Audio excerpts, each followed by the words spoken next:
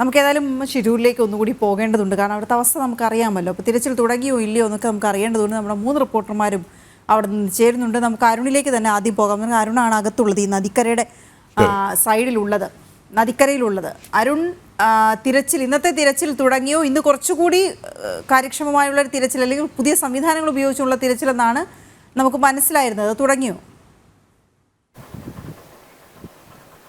വീണ, ഇന്നിപ്പോൾ തിരച്ചിലിനായി പുഴയിലേക്ക് സൈന്യങ്ങൾ ഇറങ്ങുന്ന ഒരു സാഹചര്യമാണ്. ഏതായാലും കഴിഞ്ഞ ദിവസങ്ങളിലൊക്കെ നമ്മൾ കണ്ടതാണ്, തിരച്ചിൽ വലിയ ദുഷ്കരമായി തന്നെ മുന്നോട്ട് പോകുന്ന സ്ഥിതിയായിരുന്നു. ഗംഗാവലി പുഴ കുത്തി ഒലിച്ചു പോവുകയാണ്, നല്ല ഒഴുക്കിൽ പുഴ ഒഴുകുന്ന ഒരു സ്ഥിതിയാണ്.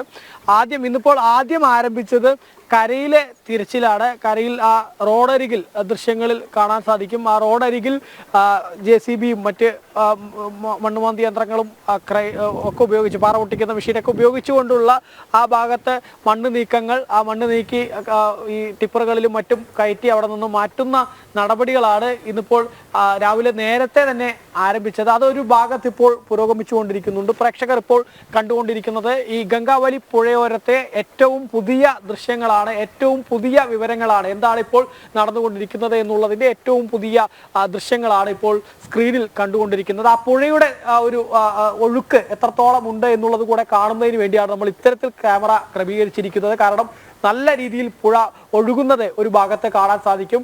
മറ്റൊരു വശത്ത് അതിൻ്റെ ആ ഒരു രക്ഷാപ്രവർത്തനങ്ങൾ ദൗത്യ സംഘത്തിന്റെ നേതൃത്വത്തിൽ പുരോഗമിച്ചുകൊണ്ടിരിക്കുന്ന ഒരു കാഴ്ചയാണ് ഉള്ളത്. ഏതായാലും ഇനി ഈ പുഴ ഇങ്ങനെ ഒഴുകുന്നത് നമ്മൾ കാണിക്കുന്നത് ഇത്തരത്തിൽ കുത്തി ഒലിച്ചു പോകുന്ന ഈ പുഴയിലേക്കാണ് ഇനി സൈന്യത്തിന് ഇറങ്ങേണ്ടത്, നാവികസേനയ്ക്ക് ഇറങ്ങേണ്ടത്. ദൗത്യ സംഘത്തെ സംബന്ധിച്ചിടത്തോളം ഇന്നിപ്പോൾ ഈ തിരച്ചിലിൽ നിർണായകമായിട്ടുള്ളത് കഴിഞ്ഞ ദിവസം കണ്ടെത്തിയ ആ ഒരു സിഗ്നൽ, അത് തന്നെയാണ് ഒരു പ്രതീക്ഷയേകുന്ന കാര്യം എന്നുള്ളത്. അതിൽ ഗംഗാവലി പുഴയിലെ ഈ റഡാർ സിഗ്നൽ ലഭിച്ച അതേ ഇടത്ത് നിന്ന് തന്നെ സോണാർ സിഗ്നൽ ലഭിച്ചു എന്നുള്ളതാണ് ഇന്നലത്തെ ഏറ്റവും പുതിയൊരു അപ്ഡേറ്റ് എന്നുള്ളതാണ്. ആ സിഗ്നൽ, 2 സിഗ്നൽ ഒരേ ഇടത്ത് കേന്ദ്രീകരിച്ചുകൊണ്ട് ലഭിച്ചു എന്നുള്ളത് കൊണ്ട് തന്നെ ആ ഭാഗത്തേക്കാണ് ഇനിയിപ്പോൾ ഈ തിരച്ചിൽ നാവികസേന കൂടുതൽ കേന്ദ്രീകരിക്കുന്നത് എന്നുള്ളതാണ് നമുക്ക് മനസ്സിലാക്കാൻ സാധിക്കുന്നത്. പക്ഷേ ഒരേ സമയം തന്നെ ഈ ഒരു പുഴയിലെ തിരച്ചിൽ മാത്രമായി ഇതിനെ ഒതുക്കുന്നില്ല. മറ്റൊരു വശത്ത് ഈ പുഴ അരികിലുള്ള ഈ ഏതെങ്കിലും തരത്തിൽ പുഴയിലേക്ക് കുറച്ച് മണ്ണ് ഇടിഞ്ഞ് വീണ് കിടക്കുന്ന ഒരു തരത്തിൽ കാണാൻ സാധിക്കുന്നുണ്ട്. ആ ഭാഗത്ത് മറ്റോ ഇത്തരത്തിൽ വാഹനങ്ങൾ ഉണ്ടോ എന്നൊക്കെ അറിയാൻ വേണ്ടി അവിടെയും ഈ മണ്ണുമാന്തി യന്ത്രങ്ങളൊക്കെ പ്രവർത്തിച്ചുകൊണ്ടിരിക്കുന്ന ഒരു കാഴ്ചയാണ് കാണാൻ സാധിക്കുന്നത്. ഏതായാലും ഇനി പുഴയിലെ തിരച്ചിൽ തന്നെയാണ് ഇന്നത്തെ ഏറ്റവും പ്രത്യേകത. പക്ഷേ അത് ഒരു ഉച്ചയോടുകൂടെ ആരംഭിക്കുകയുള്ളൂ എന്നുള്ളതാണ് നമുക്കിപ്പോൾ ഈ നിമിഷം ഏറ്റവും പുതുതായി ലഭിക്കുന്ന വിവരം.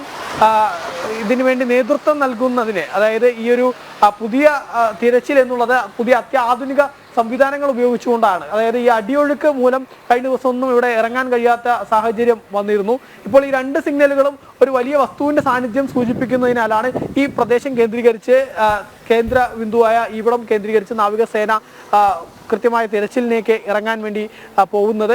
ഈ സിഗ്നലിന്റെ 2 സാധ്യതകളുണ്ടെന്നാണ് സൈന്യം ഇപ്പോൾ പറയുന്നത്. നേരത്തെ പറഞ്ഞിരുന്നു, അതായത് ഒന്നില്ലെങ്കിൽ അതൊരു ടവർ ആയിരിക്കാം. കാരണം അവിടെ മുകൾ വശത്തുകൂടി, ഈ മലയുടെ മുകൾ വശത്തുകൂടെ ഒരു ടവർ പോകുന്നുണ്ട്. ആ ടവർ ഒന്ന് തന്നെ ഇപ്പോൾ ആ ഒരു മലഞ്ചെരുവിൽ തന്നെ, ഈ ഉരുൾപൊട്ടിയ ഭാഗത്ത് തന്നെ അല്ലെങ്കിൽ മണ്ണ് ഇടിഞ്ഞ ഭാഗത്ത് തന്നെ ആ ഒരു ടവർ കിടക്കുന്നത് നമുക്ക് കാണാൻ സാധിക്കും.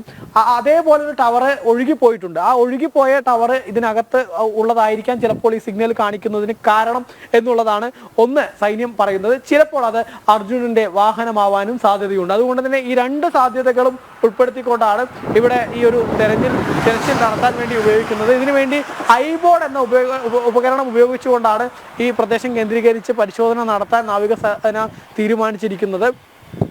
ഈ ഐബോർഡ് സാങ്കേതിക സംവിധാനം ഉപയോഗിക്കുന്നതിന് റിട്ടയർ മേജർ ജനറൽ M ഇന്ദ്രബാലനാണ് ഇവിടേക്ക് എത്തുന്നത്. അദ്ദേഹം ഇന്നലെ തന്നെ പാലക്കാട് നിന്നും ഈ ഭാഗത്തേക്ക് ഷിരൂരിലേക്ക് തിരിച്ചിരുന്നു. ഇപ്പോൾ അദ്ദേഹം ബംഗളൂരുവിലാണ് ഉള്ളത് എന്നുള്ളതാണ് നമുക്ക് അദ്ദേഹവുമായി ബന്ധപ്പെട്ടപ്പോൾ മനസ്സിലാക്കാൻ സാധിച്ചത്.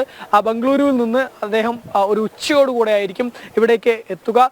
ആ ഉച്ചയോടുകൂടെ എത്തിക്കഴിഞ്ഞാൽ അവർ ആദ്യം പ്രാഥമികമായിട്ട് നമുക്ക് മനസ്സിലാകുന്നത് ഇവിടെ തിരച്ചിൽ നടത്തുമ്പോൾ അവരുടെ ഈ ഒരു ഡ്രോൺ ബേസ്ഡ് സിസ്റ്റമാണ്. ഈ ഡ്രോൺ ബേസ്ഡ് സിസ്റ്റത്തിൽ ഈ പറയുന്ന ഭാഗത്തെ ഈ ചെളിയിൽ പൂഴ്ന്നു കിടക്കുന്ന വസ്തു അതിൻ്റെ സാന്നിധ്യം കൃത്യമായി മനസ്സിലാക്കുക, അതിലൊക്കേറ്റ് ചെയ്യുക എന്നുള്ളതായിരിക്കും ആദ്യ ഘട്ടത്തിൽ ഇവർ നടത്തുന്നത് എന്നുള്ളതാണ് മനസ്സിലാക്കുന്നത്. അതിനുശേഷമായിരിക്കും പിന്നീട് ഈ തിരച്ചിലിൻ്റെ കൂടുതൽ കാര്യങ്ങളിലേക്ക് കടക്കുക. ഉച്ചയ്ക്ക് ശേഷമായിരിക്കും ഏതായാലും ഇത്തരം നടപടികളൊക്കെ കൂടുതൽ ദ്രുതഗതിയിലാവുക എന്നുള്ളതാണ് ഇപ്പോൾ നമുക്ക് ഇവിടെ നിന്നും മനസ്സിലാക്കാൻ സാധിക്കുന്നത്. അതേസമയം തന്നെ അടുത്ത ദിവസത്തേക്ക്, അതായത് നാളത്തേക്കായിരിക്കും കുറച്ചുകൂടെ അത്യാധുനികമായിട്ടുള്ള തരത്തിലേക്ക് ഇതിൻ്റെ ഈ ഒരു പുഴയിൽ കുത്തിയൊലിക്കുന്ന പുഴയിലാണ് ഈ വസ്തു ഉണ്ട് എന്ന് പറയുന്നത്. അതിൻ്റെ ആ മൺകൂനയുടെ ഭാഗത്തായിട്ടാണ് ഈ ലോഹം ഉണ്ട് എന്നുള്ള സാന്നിധ്യം തിരിച്ചറിയുന്നത്. അതുകൊണ്ട് തന്നെ അവിടേക്ക് ഇത് ലോറി തന്നെയാണോ എന്ന് തിരിച്ചറിയണമെങ്കിൽ അതിൻ്റെ ആ ഒരു എക്യുപ്മെന്റ്സ് എല്ലാം എത്തിച്ച് ഇത് ചെയ്യണമെങ്കിൽ കുറച്ചധികം സമയം വേണ്ടിവരും എന്നുള്ളതാണ് സൈനിക വൃത്തങ്ങളിൽ നിന്നൊക്കെ നമ്മൾ ബന്ധപ്പെട്ടപ്പോൾ മനസ്സിലാക്കാൻ സാധിച്ചത്. അതുകൊണ്ട് തന്നെ ഇന്ന് അതിൻ്റെ പ്രാഥമികമായിട്ടുള്ള, അതിനെ കേന്ദ്രീകരിച്ചുള്ള പ്രാഥമികമായിട്ടുള്ള കാര്യങ്ങളായിരിക്കും ആദ്യഘട്ടത്തിൽ ഉണ്ടാവുക. ആ ആദ്യഘട്ടത്തിലെ പ്രാഥമിക വിവരങ്ങൾ ശേഖരിച്ചതിന് ശേഷം ഏറെക്കുറെ അത് കൃത്യമായി ഉറപ്പാക്കേണ്ടതുണ്ട്. ഈ ഒരു ഉപകരണത്തെ സംബന്ധിച്ചിടത്തോളം സൈനിക വൃത്തങ്ങൾ പറയുന്നത് ഇത് തെറ്റായ വിവരങ്ങൾ നൽകുന്നത് വളരെ കുറവാണ് എന്നുള്ളതാണ്. മറ്റ് ഈ റഡാർ സംവിധാനങ്ങളിലൊക്കെ നേരത്തെ പരിശോധനകൾ നടത്തിയിരുന്നു. പക്ഷേ റഡാർ സംവിധാനങ്ങളുടെയൊക്കെ പരിശോധനകളെ അപേക്ഷിച്ച് ഇതിന് കുറച്ചുകൂടെ AI സംവിധാനം ഉൾപ്പെടുത്തിയിട്ടുള്ളൊരു തന്ത്രമാണ്, അല്ലെങ്കിൽ ഒരു സിസ്റ്റമാണിത്. ആ സിസ്റ്റത്തിലായതുകൊണ്ട് തന്നെ ഇതിൽ ഏറെക്കുറെ കൃത്യമായ വിവരം തന്നെ ലഭിക്കും എന്നുള്ളതാണ് പ്രതീക്ഷിക്കുന്നത്. തീർച്ചയായിട്ടും ഇനി ആനന്ദിലേക്ക് കൂടി പോകാൻ എനിക്ക് തോന്നുന്നു. ആനന്ദ് പുത്തൂർ എവിടെയാ നിൽക്കുന്നത്, എന്താണ് അവിടെ നിന്നുള്ള വിവരം, ദൃശ്യം? പ്രദീപ്, ഞാൻ ഇപ്പോൾ നിൽക്കുന്നത് ഈ മണ്ണിടിഞ്ഞ പ്രദേശത്തേക്കുള്ള എൻട്രൻസിലാണ്. അതായത് ഈ നമ്മൾ ദൃശ്യങ്ങളിൽ നിന്ന് കാണുന്ന പോലെ തന്നെ ഉദ്യോഗസ്ഥരെല്ലാം, പോലീസ് ഉദ്യോഗസ്ഥരെല്ലാം അവിടേക്കുള്ള പ്രവേശനം എന്തായാലും കർശനമായിട്ട് നിരോധിച്ചിരിക്കുകയാണ്. മാധ്യമങ്ങൾക്ക് മാത്രമല്ല, ഇപ്പോൾ സാധാരണ ജനങ്ങൾക്കടക്കം ആ വഴിയിലേക്ക് പോകുന്നതെല്ലാം തടഞ്ഞിരിക്കുന്നു. ബാരിക്കേഡുകൾ വെച്ച് പ്രദേശം തടഞ്ഞിരിക്കുകയാണ്. വരുന്നവരെല്ലാം തിരിച്ചുവിടുന്ന ഒരു കാഴ്ച തന്നെയാണുള്ളത്. എന്തായാലും ഇപ്പോൾ അവിടെ 7 മണിയോട് കൂടി തന്നെ ഈ വഴിയാണ് എല്ലാ സൈന്യാംഗങ്ങളും ആ പ്രദേശത്തേക്ക് എത്തുന്നത്. അതുകൊണ്ട് തന്നെ 7 മണിയോട് കൂടി തന്നെ സൈന്യമടക്കമുള്ള സന്നദ്ധ സംഘടനകളും അടങ്ങുന്ന ഒരു സംഘം തന്നെ അവിടേക്ക് യാത്ര ചെയ്തിട്ടുണ്ട്. നേവിയുടെ സ്ക്യൂബ ഡൈവേഴ്സ് അടക്കം പോയിട്ടുണ്ട്. SDRF സംഘങ്ങളും NDRF സംഘങ്ങളും എല്ലാം ഏകദേശം 7:15 കൂടി തന്നെ അവിടെ എത്തിച്ചേർന്നിട്ടുണ്ട് എന്നാണ് നമുക്ക് അറിയാൻ വേണ്ടി സാധിക്കുന്നത്. എന്തായാലും അല്പസമയത്തിനകം തന്നെ ഈ തിരച്ചിൽ ആരംഭിക്കും. നമുക്കറിയാം, ഇന്നത്തോടു കൂടി തന്നെ 9ാം നാളാണ്. കഴിഞ്ഞ ദിവസങ്ങളിലെല്ലാം അത്തരത്തിലുള്ള തിരച്ചിലുകളിൽ നിരാശ തന്നെയായിരുന്നു ഫലം. പക്ഷേ പ്രതീക്ഷയുടെ ഒരു നാമ്പ് കൈവിടാതെ തന്നെയാണ് ഇന്നും ഈ ഒരു തിരച്ചിൽ തുടരുന്നത്. അതുകൊണ്ട് തന്നെ അത്യാധുനിക ഉപകരണങ്ങൾ തന്നെയാണ് ഇന്ന് എത്തിച്ചിട്ടുള്ളത്. പ്രത്യേകിച്ച് ആ മണ്ണുമാന്തി കുഴിച്ചെടുക്കാനുള്ള യന്ത്രങ്ങളടക്കം എത്തിച്ചിട്ടുണ്ട്. ഈ ലോങ് റേഞ്ച് എക്സ്കവേറ്ററുകളും intelligent underground buried objective system അടക്കമുള്ള അത്യാധുനിക ഉപകരണങ്ങൾ ഉപയോഗിച്ചുകൊണ്ട് തന്നെയായിരിക്കും ഇന്നത്തെ തിരച്ചിൽ വരുന്നത്. നമുക്കറിയാം, കഴിഞ്ഞ ദിവസം ശക്തമായിട്ടുള്ള മഴ ഇതിനെ വളരെ പ്രതികൂലമായി തന്നെ ബാധിച്ചിരുന്നു. ഇന്നും ഇപ്പോൾ ഈ പ്രദേശത്ത് നല്ല മഴ പെയ്യുന്നുണ്ട്. അല്പസമയം മുമ്പ് തന്നെ ശക്തമായിട്ടുള്ള ഒരു കാറ്റുമുണ്ടായിരുന്നു. അതുകൊണ്ട് തന്നെ കഴിഞ്ഞ ദിവസങ്ങളെ പോലെ ഇടയ്ക്കിടയ്ക്ക് ഇത്തരത്തിൽ തിരച്ചിൽ നിർത്തിവെക്കേണ്ടി വരുമോ എന്നുള്ള ഒരു സംശയം ബാക്കിയാവുന്നുണ്ട്. നമുക്കറിയാം, കഴിഞ്ഞ ദിവസം ഏകദേശം 4 മണിയോട് കൂടി തന്നെ ഇത്തരത്തിലുള്ള ഈ നേവിയുടെ സ്ക്യൂബ ഡൈവ് അംഗങ്ങൾ അത് തിരച്ചിൽ നിർത്തിവെച്ചിരുന്നു. കാരണം കാലാവസ്ഥ അത്രയധികം പ്രതികൂലമാകുന്ന ഒരു സാഹചര്യമുണ്ട്.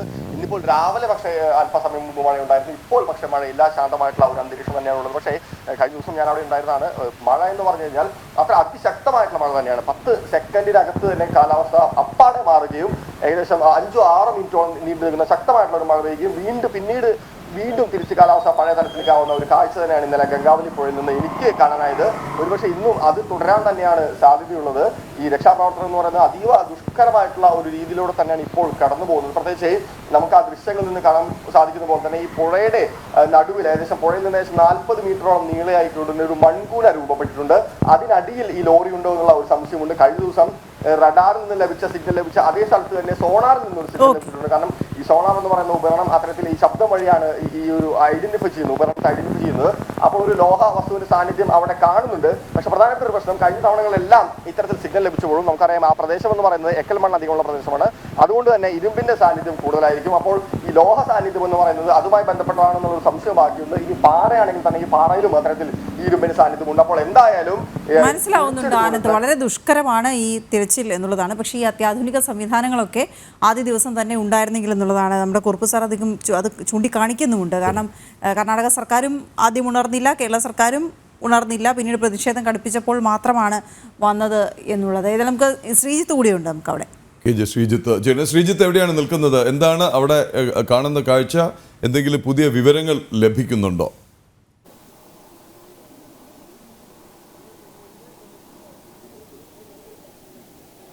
പ്രദീപ്, എന്തായാലും ഇന്നത്തെ തിരച്ചിൽ ആരംഭിച്ചിട്ടുണ്ട്. 3 പേർക്കുള്ള തിരച്ചിലാണ് നിലവിൽ നടക്കുന്നത്. അർജുൻ, അതോടൊപ്പം തന്നെ ലോകേഷ്, ജഗന്നാഥ് ഉൾപ്പെടെയുള്ള 3 പേർക്ക് വേണ്ടിയുള്ള തിരച്ചിൽ അതിവേഗത്തിൽ തന്നെ പുരോഗമിക്കുകയാണ്. കാരണം 9ാം ദിവസമാണ്. ഈ 9 ദിവസമായിട്ടും ഇവരെ കണ്ടെത്താൻ കഴിഞ്ഞിട്ടില്ല. അതിനാൽ തന്നെ അത്യാധുനിക യന്ത്രങ്ങൾ ഉൾപ്പെടെ ഇവിടെ എത്തിച്ച് മണ്ണുമാറ്റി പരിശോധന, അതോടൊപ്പം തന്നെ ഈ റഡാർ ഉൾപ്പെടെ ഉപയോഗിച്ച് ഇത്തരത്തിൽ ഈ ലോറിയുടെ എന്തെങ്കിലും സിഗ്നൽ ലഭിക്കുന്നുണ്ടോ എന്ന പരിശോധനയും നടത്താനാണ് നിലവിൽ ദൗത്യ സംഘത്തിന്റെ തീരുമാനം. നേവി ഉൾപ്പെടെയുള്ളവർ ഇവിടെ എത്തിച്ചേർന്നിട്ടുണ്ട്. അതോടൊപ്പം തന്നെ ഇന്നലെയെല്ലാം പൂർണ്ണമായി തന്നെ രഞ്ജിത്തിനെയും സംഘത്തെയും ഈ ദൗത്യ സംഘത്തിന്റെ പ്രവർത്തനത്തിൽ നിന്നും മാറ്റി നിർത്തിയിരുന്നു. പക്ഷേ അവരെ ഇന്ന് ഉൾപ്പെടുത്തുവാൻ തീരുമാനമായിട്ടുണ്ട്. അവരെ അല്പസമയത്തിനകം തന്നെ ഈ സൈനികരുടെ ഭാഗമാക്കുവാനാണ് തീരുമാനം.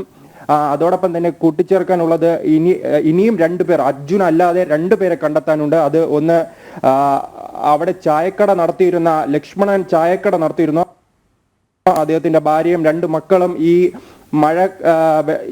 മണ്ണിടിച്ചിലിൽ മരണപ്പെട്ടിരുന്നു. അവിടെ ജോലി ചെയ്തിരുന്ന 2 പേരാണ് ലോകേഷും അതോടൊപ്പം തന്നെ ജഗന്നാഥും. അവരെയും കണ്ടെത്താനുള്ള ശ്രമങ്ങൾ ഊർജിതമായി നടക്കുകയാണ്. മറിച്ച് പല ആധുനിക സംവിധാനങ്ങളുമായി ബന്ധപ്പെട്ട യന്ത്രങ്ങൾ ഇന്ന് തന്നെ ഇത്തരത്തിൽ ലോറി ഉണ്ടെങ്കിൽ കണ്ടെത്താൻ ശ്രമിക്കുകയാണ്. കാരണം ആ പ്രദേശത്ത് നിലവിൽ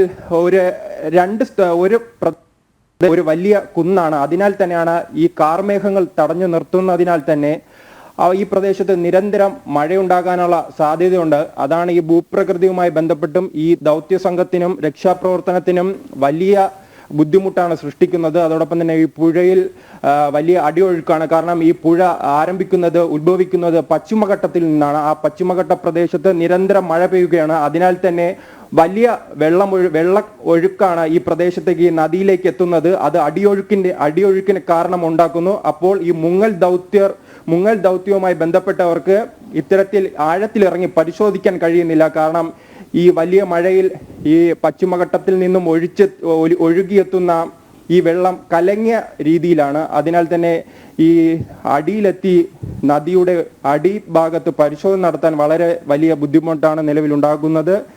എന്തായാലും ഇന്ന് തന്നെ ഇത്തരത്തിൽ ഈ 3 പേരെയും കണ്ടെത്താൻ കഴിയുമെന്ന പ്രതീക്ഷയിലാണ് ദൗത്യ സംഘം. അതോടൊപ്പം തന്നെ പല ഇതുമായി ബന്ധപ്പെട്ട അനുഭവ പരിചയമുള്ളവരും ഈ പ്രദേശത്തേക്ക് ഇന്ന് എത്തുന്നുണ്ട്.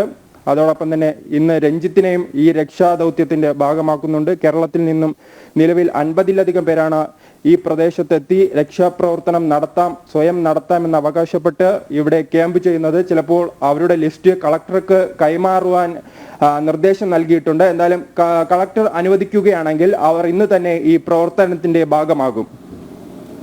ശരി, ശ്രീജിത്താണ്. അപ്പൊ ശ്രീജിത്ത്, അരുണാലത്തൂർ, ആനന്ദ് പുത്തൂർ, ഈ 3-അംഗ സംഘവും നമ്മുടെ വിഷ്വൽ ജേർണലിസ്റ്റുമാരും ഷിരൂരിൽ തന്നെയുണ്ട്.